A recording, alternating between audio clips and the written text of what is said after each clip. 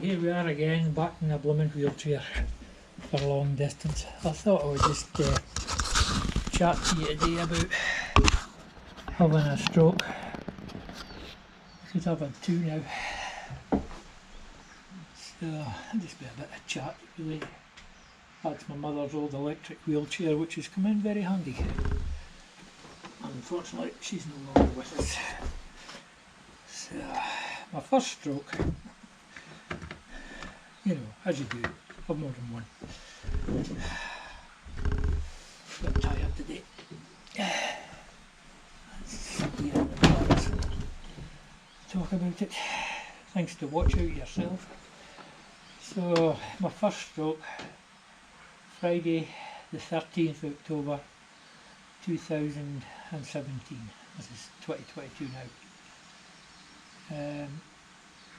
I was on my knees. I was servicing a boiler about 10 after quarter past. It must have been 10 to 11, and there was like a big explosion in my head. I thought, what the heck's that? And after that my legs stopped working very well, but I carried on and finished what I was doing to get the folks' boiler working again. I kind of lost the ability to walk very well, and so called an ambulance that time, and the first responder was there in no time, 10 minutes, 15 minutes, something like that. So then I got plugged into every available wire they had, I think, EEG machine, and two very nice lady ambulance personnel turned up in an ambulance. First responder was a bloke, and actually walked out to the ambulance with them supporting me. Then they take you to, well, I call it casualty, but they call it the emergency room now, apparently. I don't know why.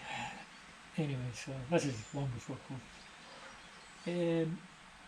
So into the the CAT scanner, the CT scanner. They do that, and they lie down, and the big magnet thing goes around you, and that lets them see inside your brain. So a TIA is a stroke that lasts less than 24 hours, and anything over 24 hours is classed as a full stroke. So I've had two full strokes now. I'll tell you why in a bit. So then put me back into casualty, into the bed, and I think it was two consultants appeared. There was various doctors coming and going, keeping an eye on me. And nurse consultants appeared, and I think this guy was Spanish. He says to me, he says, well, we can give you this clot busting injection. I can't remember what it's called. We did speak about it this time. But it could kill you. And you've got, at that time you had to get it within 4 hours or something. There was a time period anyway. It's like 20 minutes till this time period was up. So the two of them disappear, and me sitting there lying there on my own, thinking, will I, won't I, will I take this injection? It could kill me, could save me, could kill me. So by good luck they didn't come back when 20 minutes was up. But I have heard since that injection can be used at a longer period in time. But it could kill you, it could make you a vegetable, it could fix you. It's like tossing a coin, that one, I think. So after that they put me through into a ward where I spent 4 days, and they put these like balloons on my feet and my legs to be up to about here, and what they did, this is a leg that was affected with the first stroke, what they did is they inflated one bag at a time coming up, and then they went down, and this was to push the blood back up into your body. And they were really relaxing, funnily enough. I thought it'd be annoying, but they put you to sleep. So, like I say, I was there, it was a Friday. Saturday I had these balloon legs, both legs had them. I just got used to them. they were actually quite relaxing in the end. And then of course on the Saturday I wasn't allowed to stand up, so I got put in a chair and taken through to the shower. And this Nigerian lady, shall we say, who's a bit of a comedian, she showered me and cleaned me up, and we got back to the ward. So same on the Sunday. She wasn't there on the Monday, but she was a cheeky so, and so I was lying there. I like to put my feet up on the end of the bed, and I was listening to music on my iPhone or something, and I got one of those airplane style blindfolds the wife took into me, and little so and so, I'm just a bit asleep, and she goes and tickles my feet and sods off. By the time I lifted my mask, she's away doing the blooming ward, giggling at herself. But the girl on Monday, she just dumped me in the shower. It was a different girl. She just jumped me in the shower and let me get on with it. And then I came home, and it took me quite a while to... I could walk a bit. Oh no, the physios on Monday, that's right. Monday it was interesting because what they do is the arteries that run down your neck, both sides, they ultrasound them. And the reason they do that is because if they've furred up a bit, that can stop blood flow to your brain. So the ultrasound them check the blood flow in them, and I was okay the first time. And then I think occupational health turned up.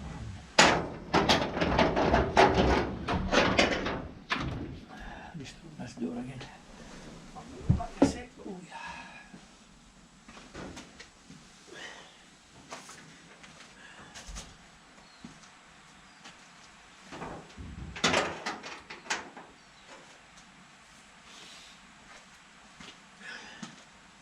I'll edit that bit out. Yeah, so on the Monday it was a busy day for me, and then so I got taken away up to get ultrasound, and then the occupational health came to see what aids I would need at home, and then two young physios turned up, two young lassies, and assessed me, and I was okay to go home. So by the time I did all the paperwork, it was about 7 o'clock at night before I got home. I got out of the hospital anyway. My pal came and he put, I got him to tie my climbing rope up the banisters so I had something to hold on to. So I got up the stairs. I could walk then, not very far. And over time I went back to work, but I've always had chronic pain in my leg here, what you call nerve pain. So you get amitriptyline for that now. I can't remember what it's to start with. So I started in 20 milligrams, but they've got me at 60 at the moment. It's usually 50, and sometimes that's enough, so I have to take sometimes that's not enough, and I have to take paracetamol as well, plus statins and blood thinners, and I feel like a chemist shop somebody's. Anyway, so there's a thing for strokes called FACE. So if you look at somebody's had a stroke, it's quite often the side of their mouth will droop. I don't know if mine is now. It was doing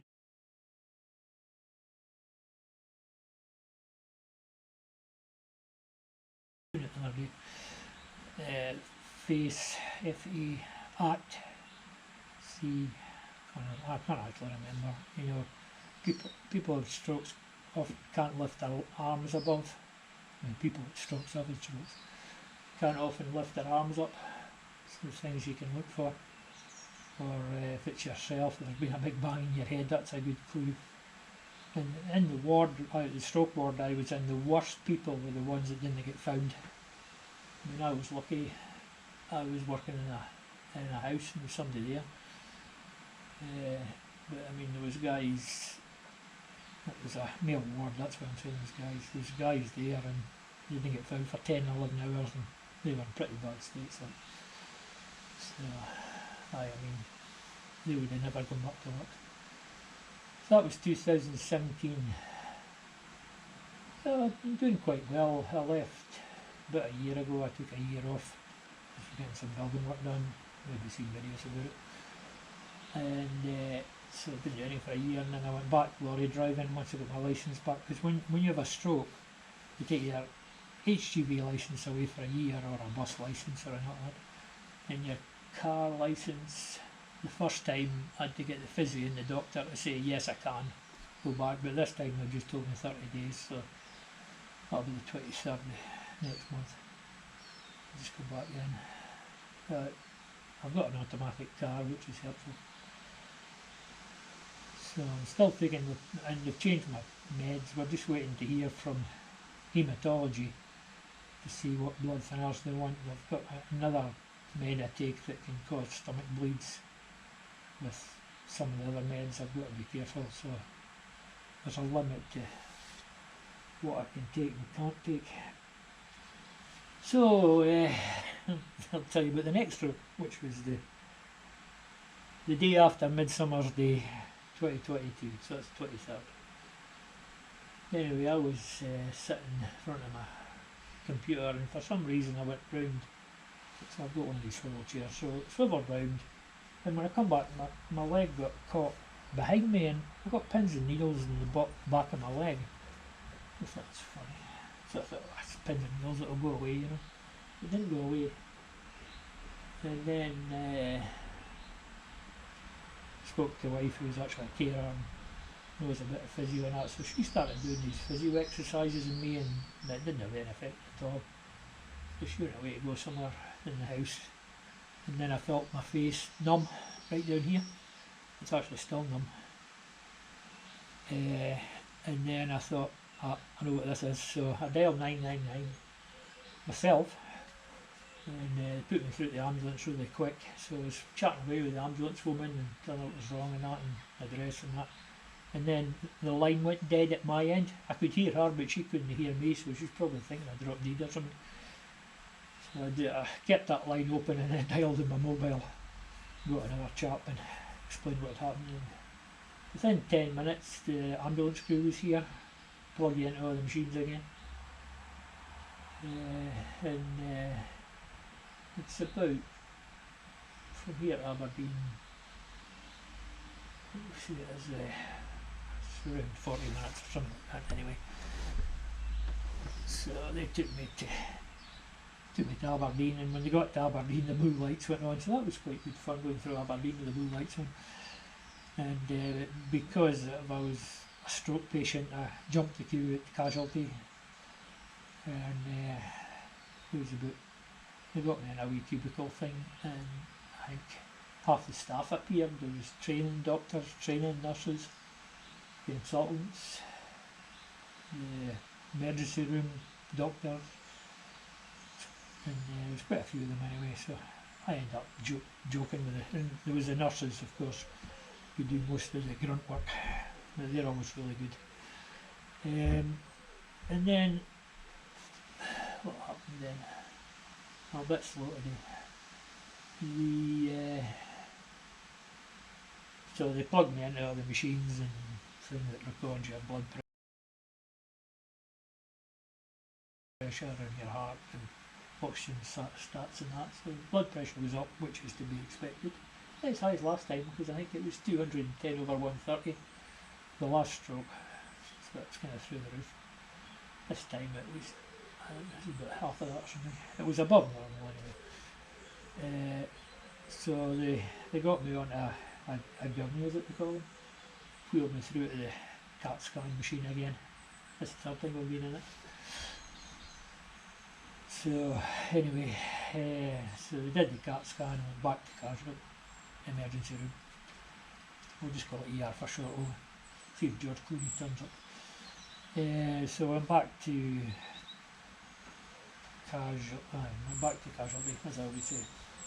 And you're not allowed to drink until they've done what they call a sip test, but I've been drinking in the ambulance. What they do is they put a small amount in a teaspoon and put it in your throat just to see if you can swallow, and then you get a bigger amount and a bigger amount, and once they've done that, I think it's three amounts, and you can they'll let you drink, because it could be that your tongue's not able to move or anything after a stroke. It just depends how bad you are. So I was alright there, so I got a cup of tea and biscuits after that, and just monitored. And they made me an appointment.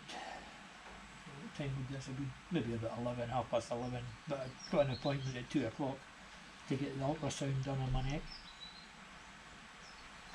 So I just sat in casualty there on the bed until such time. I didn't get any lunch, I just got 4 biscuits and a cup of tea, which was fine. So the porter, one of the doctors wanted to kick me out and put me into the waiting room because obviously wanted to free up beds, and he says the less time you're in the hospital the better nowadays. So it ended up that the porter came and got me from the cubicle in the ER, and they gave me a prescription. So we took a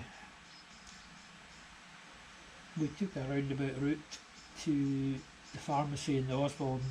There's 2 pharmacies in Aberdeen Royal Infirmary apparently, I found it. So anyway, we went and handed in the prescription on the way there, and then the porter took me up to ultrasound, and nice lady, she left me there till my appointment, and then after my appointment to wait a wee while, but I was just speaking to the folk that were there, and another porter came and got me, and then he said, "Do you know which pharmacy you're at?" I had no idea.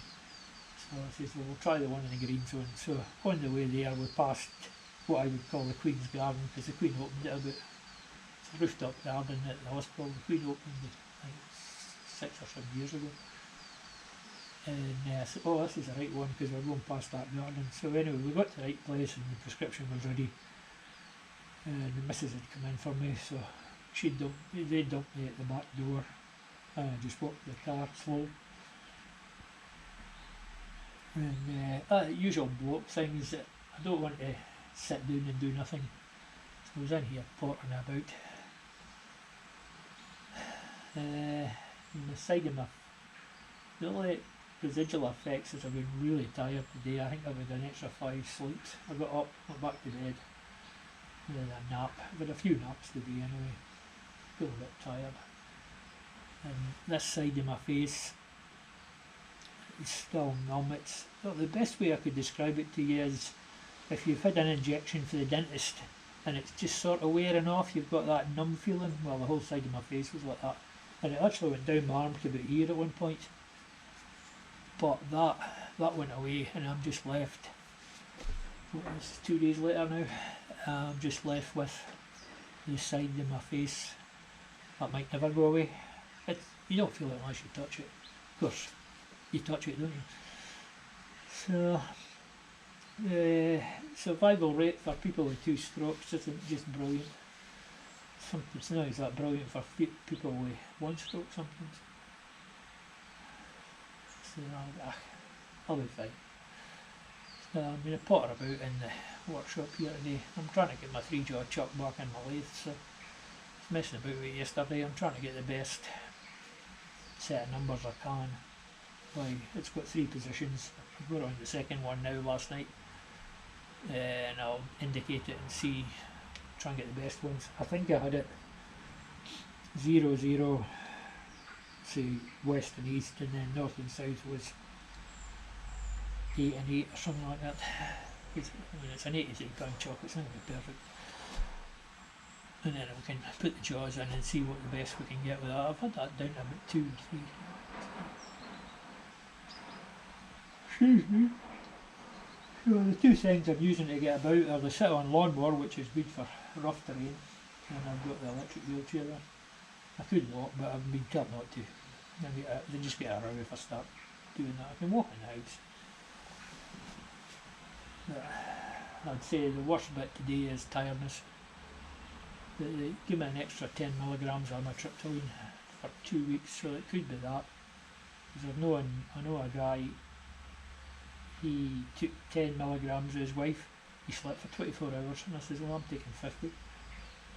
So, and then he went out in the lorry and he dropped dead of a heart attack in the lorry.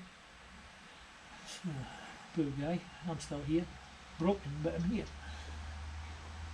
So that's my experience of having 2 strokes. Of course, there's a lot in the middle about pain and trying to apply for disability and then telling me to go away and play. I'm currently waiting on the social work phoning me, and I'll see if I can apply through them this time. I was looking for a letter I got back for the disability people. It had a phone number on it, but I haven't found it yet. I've tidied up the office quite a bit. So if you have a loud bang in your head, just dial 999 if you can, because more than likely there's something wrong. Or if you feel numb, can't lift your arms up, your face is drooping, although you might not be able to do it yourself, but other people can see it. It's signs of a stroke. I mean, some people can have a TIA and just living a cold.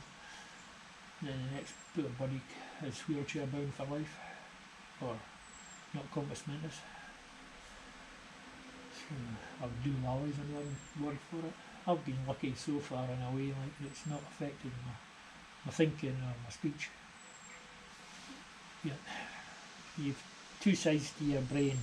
So this side of your brain controls this side of your body, so that's your speech as well. And this side of your brain controls this side of your body.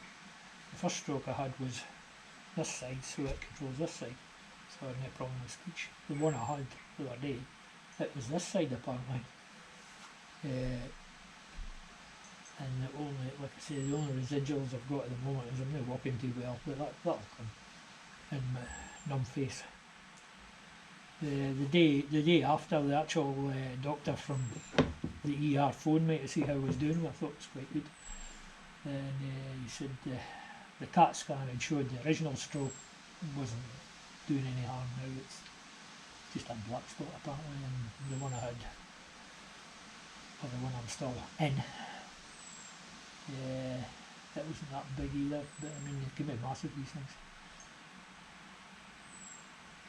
So I'm lucky because it didn't affect my speech. But the guy I was driving for the lorries for, his father, he took a really bad stroke, and it took them 9 months to get him mobile again, and he lost his speech and all sorts. So you may think you're unlucky having a stroke, but there's always somebody worse than you. Especially when you're kept in hospital, you'll see it. Very rarely you're the worst. Well, that's my conclusion to it.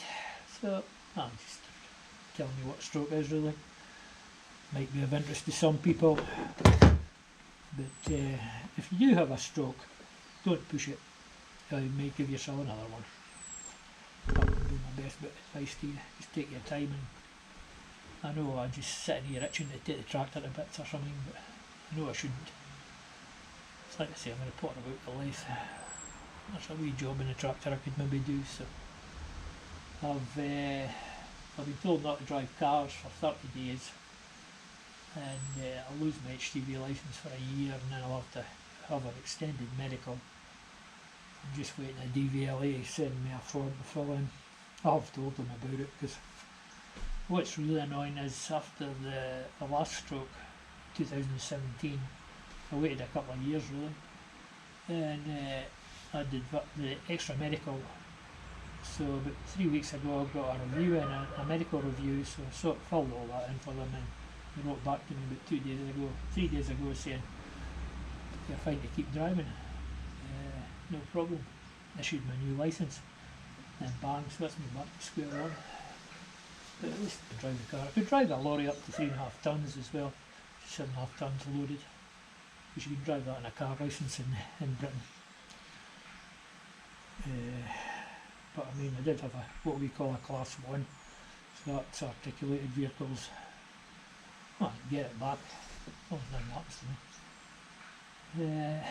But it'll be a year, like I say, so next longest day, next summer, it'll be the day after that. I think I'll remember that. We'll go through the process of getting a medical and everything. See, I could go and drive a digger, I think, because that's mostly with sites and stuff. I don't want to do that.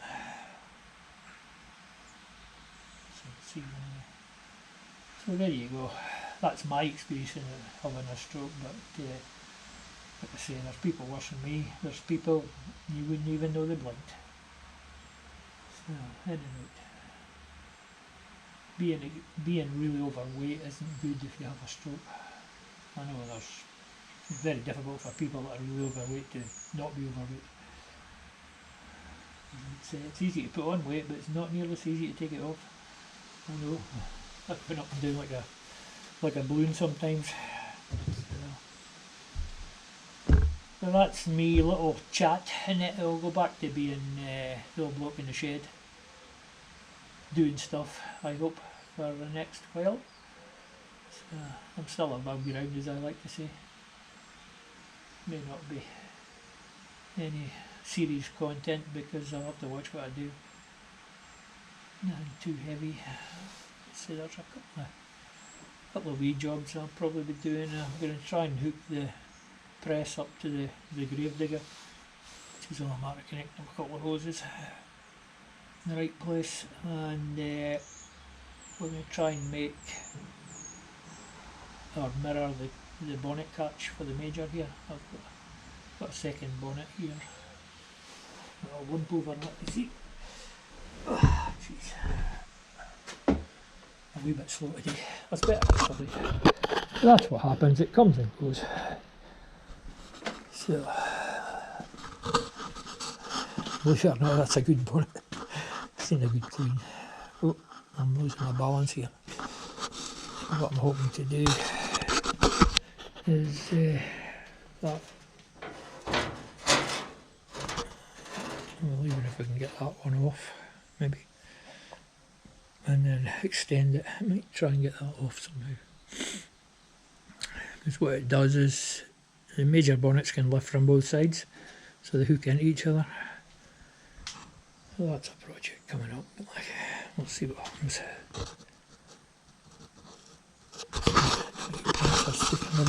So this is what I was doing yesterday. So and so 0. Oh, that's what I want. That's it, 0. I was doing it with the jaws. I think that was the worst one. 13, 14, 7, 16. Oh, that's alright. So if this one was 16, no, it's 0. You see that? So wants to come this way. I might listen up and get a wall up and see if we can move it. But it looks like that jaw there. So let's see, about 15 thou, 16 thou. They're not too bad. It's just this one here. 0. Actually, I moved it around one rotation. I don't think I finished tightening it. So that could be the right place for it. But we'll see. I'm not going to film any more of this because I'm just going to be pottering. I'll bring you back once I'll get it all lined up, hopefully. This back plate I made, if you take that off of there, it warps. So I'll just, if I do take it off, it'll be coming off there once we get it set up properly. Yeah, 15 versus 16, I think. Was it 15, 15 and 5/10 there, so those two are good.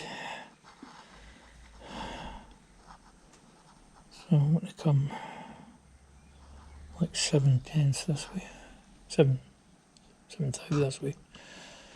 Might actually be able to do that with the jaws, we'll see. Right, that's all the rubbish I'm going to tell you today. Hope it's been helpful.